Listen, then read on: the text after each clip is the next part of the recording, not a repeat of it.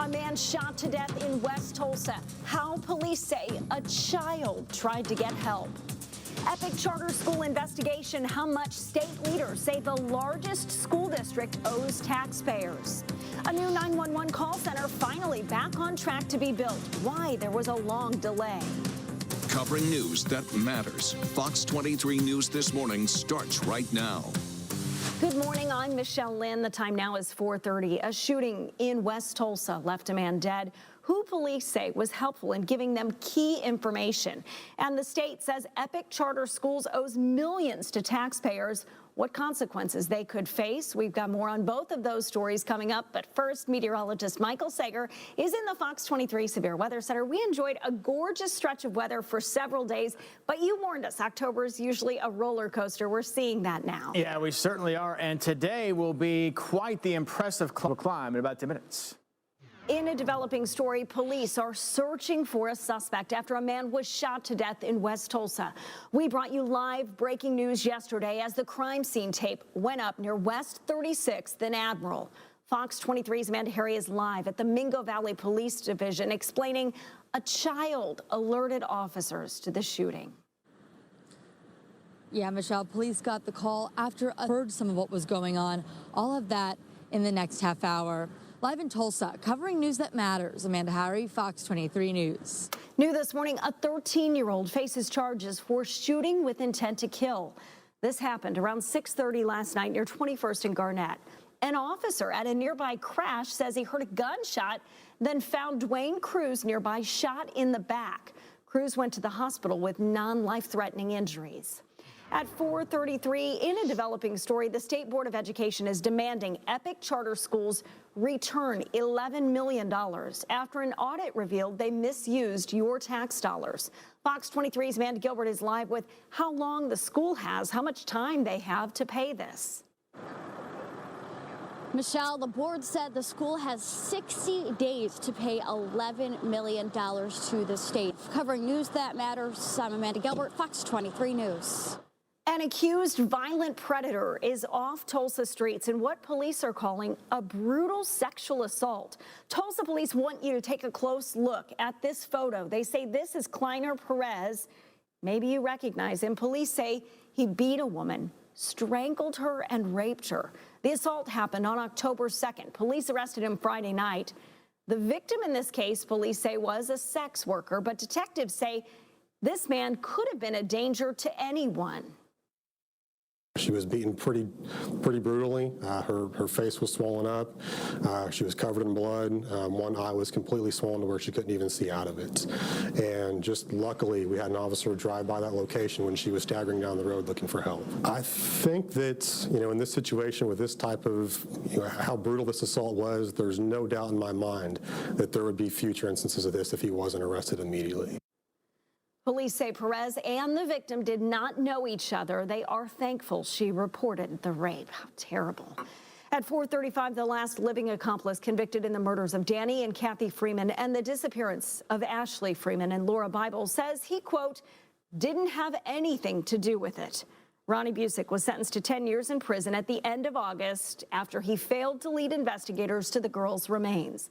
Investigators say Busick, Warren Philip Welch II, and David Pennington went to the Freeman home in December 1999 to collect a drug debt. In a new interview with the Tulsa World, Busick says the debt was over 1 to 2 ounces of meth. After things got violent, Welch shot and killed the Freemans. Busick calls Welch an evil drug dealer and says, quote, it should have never happened over a piece of cheap dope. It should have never happened over anything. Over the last 20 years, the family of Laura Bible has maintained that Busick is lying and knows where the girls' remains are.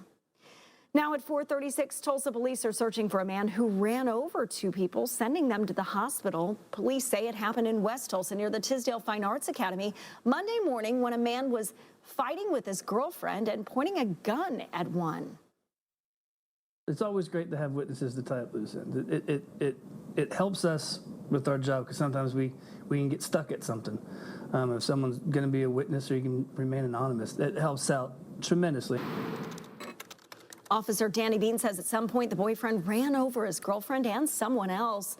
Police are hoping they can get home surveillance video to prosecute the driver. Our coverage of news that matters turns now to the coronavirus. Let's take a look at the very latest numbers. The state health department announced 797 new cases Monday, bumping us up over the 100,000 mark. 6 more Oklahomans died, 2 in Tulsa County, a man in the 36 to 49 age range, another man who was at least 65 years old. There are more than 13,000 active cases statewide. More than 2,000 are here in Tulsa County. School board members in Jinx and Owasso heard public comments about their mask requirements last night. And today, Tulsa public school board members are expected to make a decision on how to safely return students to the classroom early next month. We told you last week, TPS Superintendent Dr. Deborah Gist released the list of recommendations on how to bring students back into the classrooms in a hybrid model. Tonight's meeting is scheduled for 6:30. You can count on Fox 23 to bring you live updates on air and the Fox 23 News app. We are tracking the very latest case numbers in the big school districts. This is the latest information posted by Jinx, Broken Arrow, Union, Owasso, and Tulsa Public Schools.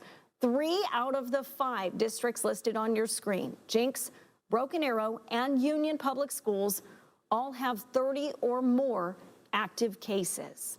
Tulsa City and county leaders will give us an update on the local impacts of COVID-19 in a news conference today.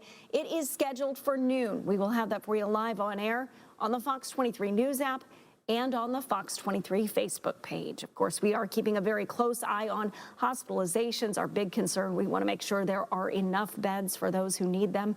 Temperatures on the cool side now, but we will warm up. Meteorologist Michael Sager is in the Fox 23 Severe Weather Center, tracking much cooler temperatures out there now. That cold front that blew through yesterday morning wasn't messing around. You know, it certainly wasn't. We enjoyed a nice day yesterday. It was really a beautiful act. We'll break down a warmer day tomorrow, a cool down at the end of the week, plus a look into those weekend plans in about 10 minutes. The time now 4:40. It's going to be brighter and cleaner. You're going to notice a lot more light in the park, a lot more decorations, greater concentrations of color. A Christmas tradition continues this year in Broken Arrow. Thank goodness, my family loves it. The light show already in the works at Rhema Bible Church. This just gives us something, not even just the residents, but the staff to look forward to. The show must go on for a local band, how they performed for those who could use a little bit of fun in their lives. A project started 6 years ago, now moving forward when Tulsa's new 911 call center is finally expected to be finished. At 4:43, in a developing story, millions of dollars in CARES Act money is going to help finish a project 6 years in the making. Fox 23's Scott Martin is live in North Tulsa, where the new Tulsa County 911 Center is being built. Yeah, Michelle, nearly $3 million to be exact. Now, this project started back in 2014. It was halted. The crews started working again yesterday. I'm Scott Martin, Fox 23 News.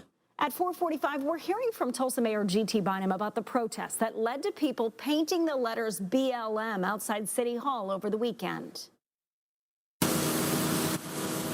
Take a look. This is video we captured of city crews cleaning up that yellow paint. Saturday, we showed you the group gathered outside City Hall in response to a police prayer gathering. In an interview with our radio partners, KRMG, Mayor G.T. Bynum says he wants to make sure those who committed this vandalism are held accountable. I do want to be clear, though, that we are absolutely going to follow through on this investigation, and that my intent is for the people who did this to pay for the costs of its removal rather than the citizens of Tulsa. Tulsa police say many of the protesters Saturday did nothing wrong, but they arrested 3 people for their role in the vandalism, and police are still looking for 4 others they say painted the street.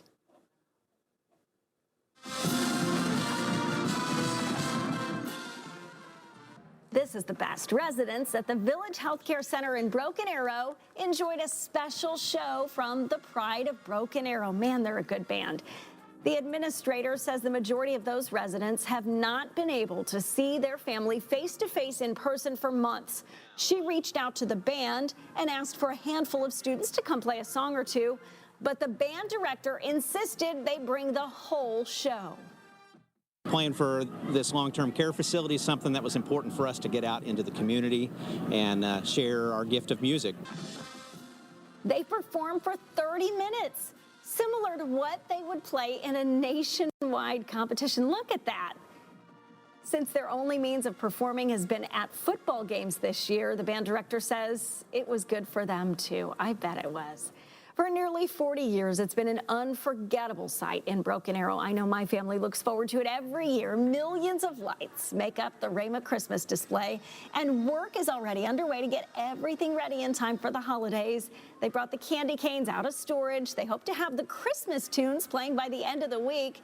We talked with this year's first-time supervisor. That's a big job. A little bit overwhelming, but I've gotten a little bit the hang of it, so it's going to come along, be pretty good this year.